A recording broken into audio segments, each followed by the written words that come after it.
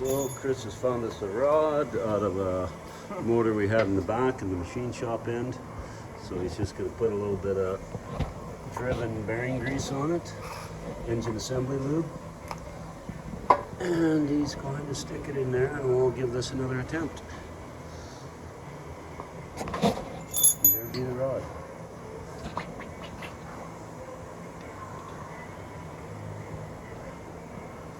Shouldn't do it that way, it could contaminate our grease.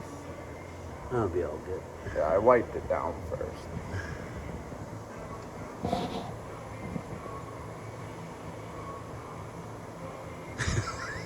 Okay. And we're gonna, we'll go to commercial.